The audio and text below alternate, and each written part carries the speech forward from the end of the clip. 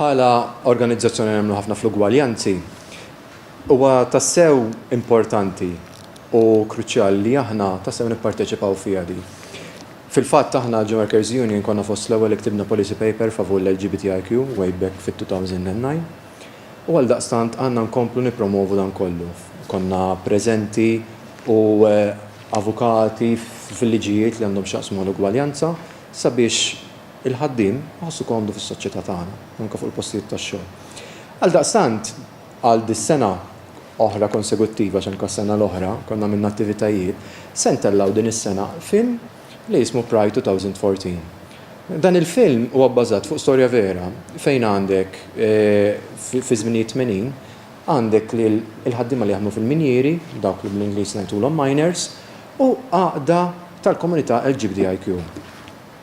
Dan il-film jitratta kif daw l-LGBTIQ, Lesbians and Gays for the Miners, huma jissejħu fil-film, kienu ddeċidew li jibdew jgħinu lil miners fil-ġlida tagħhom għal dak għan-nuqqasijiet ta' drittijiet li huma kienu qed jirċievu mingħand il-gvern dak iż-żmien kien hemm Margaret Thatcher.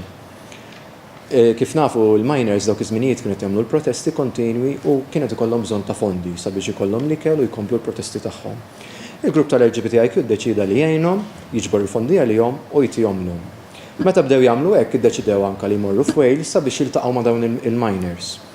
Iżda kif nafu għada preżenti llum, ħafna drabi wieħed ma jossoċjax xi ħadd miner jew ċertu xogħlijiet illi jgħid isma' dak mhuwiex ta' xi ħadd tal-LGBTIQ. Allura tara d-disparità bejn daw iż-żewġ soċjetajiet, komunitajiet, dawk huma l-kelma, illi bdew jippruvaw jinaqdu flimkien.